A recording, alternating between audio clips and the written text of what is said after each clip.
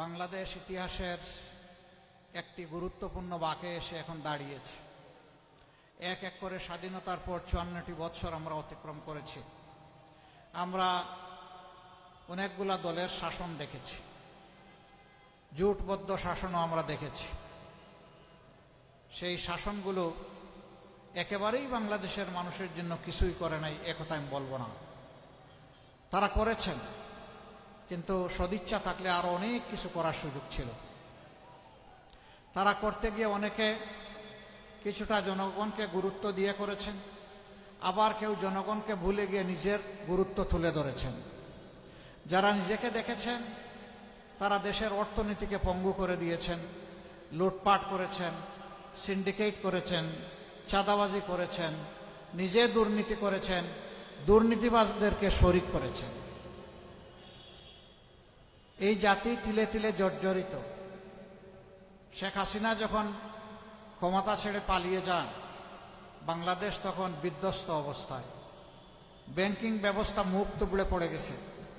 Share বাজার তার আমলেই, তার দুই শাসন আমলে দুইবার লুট হয়েছে।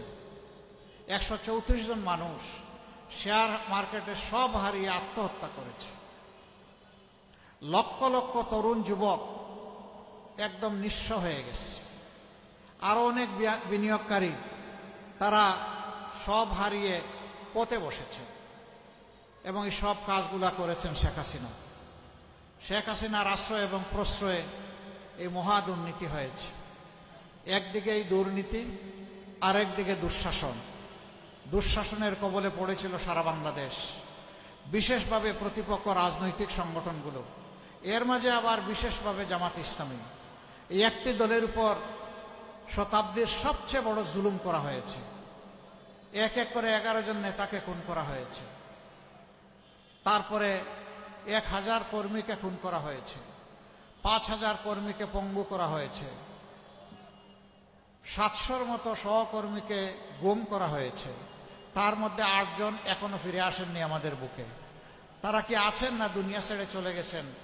তাদেরকে দুনিয়া থেকে বিদায় করে দেওয়া হয়েছে, আমরা জানি না, তাদের মা বাবারা জানে না, আপনজনরা জানেন না। শুধুই 8 জন নয়, এরকম আরো অনেক মানব সন্তান তারা তাদের আপনজনের বুকে ফিরে আসেননি। সেই কষ্ট, সেই দুঃখ বুকে চেপে আমরা বুকে ধরেই আমরা এগিয়ে চলেছি। এই সব কিছুর পরে ২৪-এর 5ই আগস্ট একটা পরিবর্তন বাংলাদেশে আসলো। এই পরিবর্তনের নিয়ামক শক্তি ছিল আমাদের যুব সমাজ। এর আগে 15 বৎসরের মতো সময় আমরা ফ্যাসিবাদের বিরুদ্ধে আন্দোলন সংগ্রাম লড়াই করেছি, কিন্তু ফ্যাসিবাদীদেরকে আমরা বিদায় দিতে পারি নাই। আমাদের যুবক যুবতী সন্তান সন্ততিরা তাদের একটি ন্যায্য দাবি নিয়ে তারা আন্দোলনে নেমেছিল। হাতুড়ি, মুগরার লাঠি দিয়ে, বন্দুক আর গুলি দিয়ে তাদের সেই আন্দোলনকে দমানোর চেষ্টা করা হলো। জুলাইয়ের 15 তারিখ ঢাকা বিশ্ববিদ্যালয়ে আমাদের কলিজার টুকরা মেয়েদের উপর আক্রমণ চালালো গুন্ডা বাহিনী। সেদিন তারা ভুলে গিয়েছিল যে তারা মানুষ না অন্য প্রাণী। এই ক্ষত গোটা জাতিকে বিস্ফোরিত করেছিল। সমস্ত মায়ের মনে দুলা লেগেছিল, বিদ্রোহের আগুন জ্বলে উঠেছিল। 16 তারিখ 6 জন সিংহ শার্দুল তারা ফ্যাসিস্ট সরকারের গুলিতে নিহত হলো। বিপ্লবের আইকন আবু সাইদ, বেগম রোকেয়া বিশ্ববিদ্যালয়ের মেধাবী ছাত্র, সে রাস্তায় নেমে, রাজপথে নেমে বলেছিল, হয় আমার অধিকার দে, না হয় আমাকে একটা গুলি দে। সে ডানা মেলে বলেছিল, বুকের ভিতরে তুমুল ঝড়, বুক পেতেছি, গুলি কর। তার আস্থা ছিল, বিশ্বাস ছিল, জনগণের টাকায় কেনা অস্ত্র এবং গুলি তার বুকে বিঁধবে না। কিন্তু না, একটা নয়, দুইটা নয়, 3টা গুলি করে তাকে খুন করা হয়। তাকে খুন করার পরে নোংরা রাজনীতি শুরু হয়। প্রধানমন্ত্রী থেকে শুরু করে সেই সময়ের সকল নেতা পাতারা বলতে শুরু করলেন, সে বাহিনীর গুলিতে নিহত হয় নাই, সহযোদ্ধাদের গুলিতে নিহত হয়েছে। এরপরে বলা হলো কোনো গুলি তার গায়ে লাগে নাই, সে এমনিই পড়ে মরে গেছে। তার পোস্টমর্টম রিপোর্ট নিয়ে জালিয়াতি করা হলো। এইরকম জাতির সাথে এরা 15.5 বছর চরম জালিয়াতি এবং ধোঁকাবাজি করেছে। সত্য আড়াল তাকে না, বেরিয়ে এসেছে। এই যে আবু সাইদরা বুক পেতে দিয়েছিল কার জন্য? এই আমরা, আপনারা এখানে ওখানে যারা বসে আছি তাদের জন্য। আপনার আমার মুক্তির জন্যে, মাথা উঁচু করে বুক ফুলিয়ে বাংলাদেশে চলার জন্যে, অপশাসনকে বিদায় জানানোর জন্যে, দুর্নীতিকে লাল কার্ড দেখানোর জন্যে, বৈষম্য দূর করার জন্যে, মানুষের ন্যায্য অধিকার প্রতিষ্ঠার জন্যে। এই জন্যে সেদিন আমাদের সন্তানদের স্লোগান ছিল উই ওয়ান্ট জাস্টিস। আমরা সমাজে আর কোনো অবিচার চাই না। অবিচারের সংস্কৃতি থেকে আমরা এই জাতিকে বের করে আনব। আলহামদুলিল্লাহ তারা বের করে এনেছে, তাদেরকে সেলিউট। তারা যখন রাস্তায় নেমে এসেছে, মায়েরা তখন ঘরে বসে থাকেন নাই, তারাও রাস্তায় নেমে পড়েছেন। সন্তান তার লড়াই করবে অন্যায়ের বিরুদ্ধে, মা বসে থাকবেন ঘরে। বিপ্লবী মাদের জন্য এটা মানায় না। এই জন্য মারাও সেদিন রাস্তায় নেমে এসেছিলেন। এমনকি এক মা তো তার 10 মাসের অবুঝ শিশুকে বুকে তুলে নিয়েই রাস্তায় নেমে পড়েছিলেন। সাংবাদিকরা তাকে জিজ্ঞেস করেছিল, আপনি এই কাজটা করতে গেলেন কেন? তিনি বললেন, কি কাজ করেছি? বললেন যে আপনি তো সাংঘাতিক কাজ করেছেন।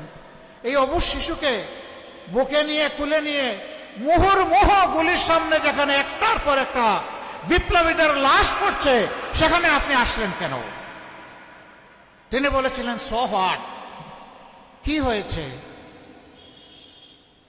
বলে, হ্যাঁ কি হয়েছে মানে? গুলি এসে যদি আপনার বুক কিংবা সন্তানের বুক অথবা দুইজনকেই যদি আফুড় আফুড় করে দেয়, বলেছে নো ম্যাটার, আমি এবং আমার সন্তান শহীদের তালিকায় নাম লেখায় ফেলবো। এরপরে এই মা বললেন, এই সাংবাদিক, তুমি জেনে রাখো, সন্তান আমার কোলে যাকে দেখছো একটাই আমার সন্তান নয়। আজকে বাংলাদেশের রাজপথে যত তরুণ তরুণী যুবক যুবতী রাস্তায় নেমেছে, এই সবগুলো আমার সন্তান। আমি আমার সন্তানদেরকে শক্তি যোগাতে এসেছি। আমি বলতে এসেছি, তোমরা কাপুরুষ হয়ো না, তোমরা লড়ে যাও, বিজয় তোমাদের অনিবার্য। আমরা এই মায়েদের কাছে ঋণী। প্রিয় দেশবাসী, কেমনে এত তাড়াতাড়ি আমরা জুলাইয়ের বিপ্লবীদের ভুলে বসেছি?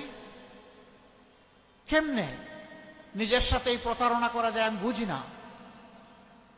অনেকে জুলাইকেই স্বীকার করেন না।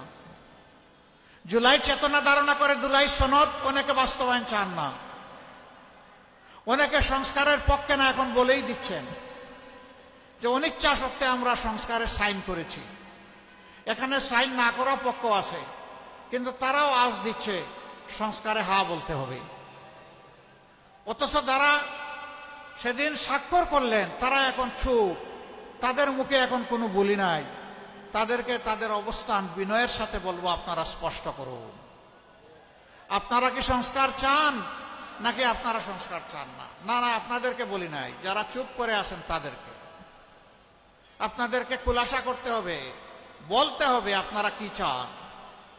যদি আপনারা সংস্কার চান, এদেশের মানুষ বিবেচনা করবে এক ধরনের, যদি সংস্কার না চান তাহলে সিদ্ধান্ত নেবে ভিন্ন ধরনের। আমি আপনাদের কাছে জানতে চাই, যেই রাজনীতি আমাদেরকে ফেসিবাদ, লুণ্ঠনকারী, দুর্নীতিবাজ, ব্যাংক ডাকাত, মায়ের হত্যাকারী, আমার মায়ের ধর্ষণকারী, ইজ্জত লুণ্ঠনকারী, শিশু হত্যাকারী, বৃদ্ধ হত্যাকারী যে শাসন ব্যবস্থা আমাদেরকে উপহার দিয়েছে, আপনারা কি সেই শাসন চান? পুরানা অবস্থা ফসা সেই শাসন অবশ্যই আপনারা চান না। তাহলে আগামী 12 তারিখ ইনশাআল্লাহ প্রথম ভোট হবে হ্যাঁ। আমরা গণভোটে কি বলবো? প্রথম সিল পড়বে কিসের উপর? হ্যাঁ মানে আজাদি, না মানে গুলামি। আজাদি না গুলামি? আজাদি, আজাদি। সম্মানিত ভাইরা এবং আমার বোনেরা, এই আমরা কয়েকজন মানুষ দায়িত্ব নিলে ইনশাআল্লাহ আমরা চেহারা পাল্টে দিতে পারবো। আমরা ঘরে ঘরে জনে জনে আপনজন প্রিয়জন পাড়া প্রতিবেশী কর্মস্থলের সাথী সবাইকে আমরা বুঝাবো আমরা মর্যাদা নিয়ে বাঁচতে চাই।